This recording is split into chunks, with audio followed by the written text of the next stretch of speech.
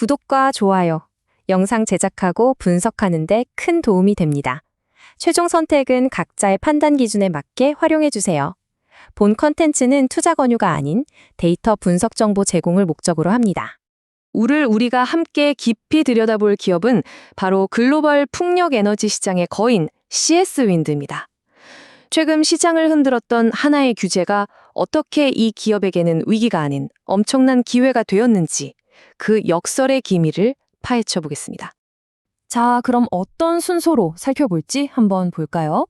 먼저 CS 윈드만이 가진 독보적인 경쟁력이 무엇인지 알아보고 그게 숫자로 어떻게 나타나고 있는지, 그리고 이 기업의 운명을 바꾼 결정적인 법안, 바로 IRA 법안의 역설을 분석해 보겠습니다.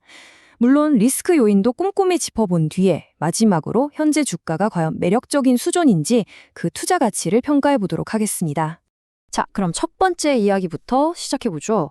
도대체 CS 윈드는 어떤 사업을 하기에, 그리고 어떤 강점을 가졌기에 이 거친 글로벌 시장에서 압도적인 플레이어가 될 수 있었을까요? 이 표를 보시면 CS 윈드의 사업 구조가 한눈에 들어오는데요. 크게 두 개의 기둥이 회사를 바치고 있습니다. 하나는 바로 풍력타워 사업. 베스타스나 GE 같은 글로벌 탑티어 기업들과 장기 계약을 맺고 안정적으로 현금을 벌어들이는 말 그대로 든든한 캐시카우 역할을 하고요. 다른 하나는 최근 블라트라는 회사를 인수하면서 본격적으로 뛰어든 해상 하부 구조물 사업입니다. 이건 훨씬 더 높은 기술력과 부가가치를 자랑하는 차세대 성장 엔진이라고 할 수 있죠. 그렇다면 이 회사가 가진 경제적 해자, 그러니까 다른 경쟁사들이 절대 쉽게 따라올 수 없는 강력한 무기는 뭘까요? 바로 전 세계 8개국에 퍼져 있는 이 독보적인 생산 네트워크입니다. 이게 왜 중요하냐면요. 요즘처럼 나라마다 자기 나라 산업을 보호하려는 보호무역주의가 강해지고 또 물류 비용이 천정부지로 솟는 시대에는 현지에서 직접 생산해서 공급할 수 있는 능력이 곧 경쟁력이기 때문입니다. CS 윈드는 바로 이 점 때문에 거의 유일무이한 글로벌 공급자로 자리매김할 수 있었던 거죠. 자, 이렇게 탄탄한 경쟁력이 실제 숫자로, 그러니까 실적으로는 어떻게 나타났는지 한번 들여다봐야겠죠? 아주 드라마틱한 재무 전략의 전환이 여기에 보입니다. 최근 실적을 보면요. 매출이 7,833억 원을 기록했습니다. 전년 같은 기간보다 17%나 성장한 아주 견조한 수치죠. 그런데 정말 놀라운 건 매출이 아니라 영업이익입니다. 무려 174%가 급증했어요. 시장에서는 이 정도까지는 전혀 예상 못했거든요. 완전히 어닝 서프라이즈였습니다. 이런 엄청난 실적을 이끈 주역은 바로 아까 말씀드린 해상 하부 구조물 사업 부문이었는데요.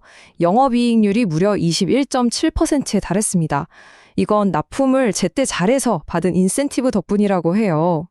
그런데 이렇게 실적이 잘 나오는 와중에 경영진이 좀 의아한 결정을 내립니다. 겉으로 보기에는 굉장히 큰 손실을 스스로 떠안는 것처럼 보였거든요. 바로 2,200억 원이라는 엄청난 규모의 일회성 손실을 장부에 반영한 건데요. 이게 뭐냐면 그동안 실적이 계속 안 좋았던 덴마크의 린도 공장 문을 닫기로 하면서 그 자산 가치를 한 번에 떨어낸 겁니다. 여기서 중요한 건 실제로 현금이 밖으로 나간 게 아니라 회계 장부상으로만 처리한 비현금성 손실이라는 점입니다. 이런 걸 보통 빅베스라고 부르죠. 목욕 한 번 싹 해서 묵은 때를 벗겨내는 것처럼 부실 자산을 한 번에 정리해서 앞으로의 부담을 없애는 겁니다. 그러니까 단기적인 손실처럼 보이지만 사실은 2020년 이후부터 더 건강하고 수익성 높은 기업으로 거듭나기 위한 아주 영리한 전략이었다고 볼 수 있습니다. 이 차트를 보시면 그 전략이 더 명확하게 이해가 되실 겁니다. 블라트 인수를 기점으로 매출 규모 자체가 완전히 달라졌죠. 말 그대로 퀀텀 점프를 한 건데요. 이 늘어난 덩치를 발판 삼아서 이제 본격적으로 수익성 위주로 성장하겠다는 신호탄을 쏜 셈입니다. 자, 이제부터가 오늘 이야기의 하이라이트입니다. 바로 이 풍력 산업 전체를 위협하는 것처럼 보였던 미국의 새로운 정부 규제. 이게 어떻게 CS 윈드에게는 위기가 아니라 엄청난 기회가 되었을까요?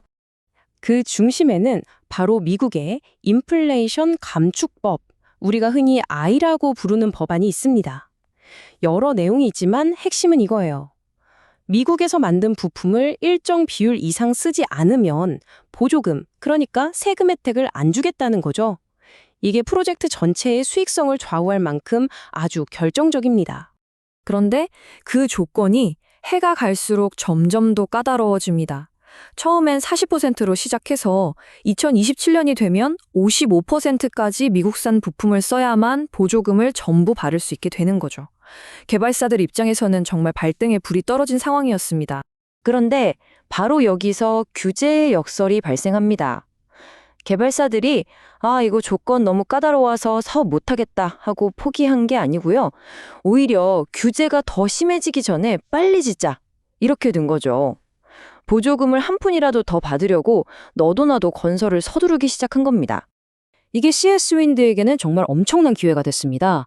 갑자기 주문이 폭주하는데 미국 현지에서 이 많은 물량을 감당할 수 있는 생산시설을 가진 회사가 사실상 CS윈드밖에 없는 거예요. 그러다 보니 자연스럽게 물건을 파는 사람이 왕인 이른바 공급자 우위 시장이 형성된 거죠. 덕분에 CS윈드의 미국 공장은 2027년까지 쉴 틈 없이 돌아갈 일감으로 가득 차게 됐습니다. 물론 이렇게 장밋빛 전망만 있는 건 아니겠죠. 세상에 리스크 없는 투자는 없으니까요. 그렇다면 우리가 어떤 점들을 주의 깊게 살펴봐야 하는지 그 잠재적인 리스크 요인들도 한번 짚어보겠습니다.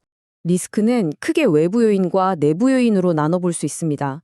먼저 외부적으로는 그 IRA 법안에 우려 대상 국가의 부품은 쓰지 말라는 조항이 있어요. 만약 원자재를 구하기가 까다로워지면 비용이 올라가서 이익률을 깎아먹을 수 있겠죠. 또 말레이시아 공장이 관세를 맞았던 것처럼 무역 분쟁은 항상 존재하는 변수입니다. 내부적으로는 최근 유럽 쪽의 대규모 수주가 잠시 소강 상태인데 이 공백이 길어지면 안 될 거고요. 또 대규모 투자를 하면서 부채가 좀 늘었는데 25년 3분기에만 174억 원의 이자를 낼 만큼 금리가 높은 시기이다 보니 이자 비용이 부담이 될 수 있다는 점도 계속 지켜봐야 합니다. 자, 그럼 지금까지 살펴본 이 회사의 강점과 기회, 그리고 리스크 요인들을 모두 종합해서 과연 지금 CS윈드의 주가는 투자할 만한 가치가 있는 수준인지 최종적으로 한번 판단해 보겠습니다. 이 표가 현재 상황을 아주 잘 보여주는데요. PER, 그러니까 주가를 주당 순이익으로 나눈 값인데 이게 낮을수록 보통 저평가됐다고 보거든요.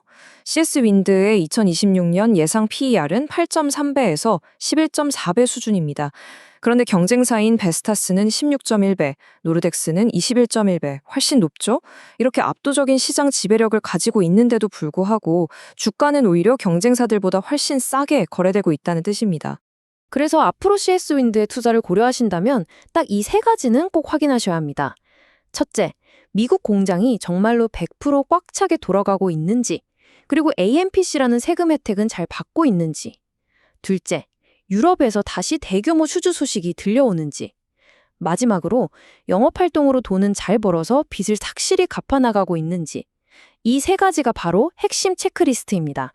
결국 이 모든 이야기를 종합하면 질문은 하나로 모아집니다. 시장은 지금 규제라는 불확실성에 대한 공포에만 사로잡혀서 이 기업이 가진 진짜 강점과 기회를 제대로 보지 못하고 있는 건 아닐까요? 그리고 바로 그 시장의 공포가 만들어낸 이 극심한 저평가가 어쩌면 현명한 투자자에게는 절호의 기회가 될 수 있지 않을까요?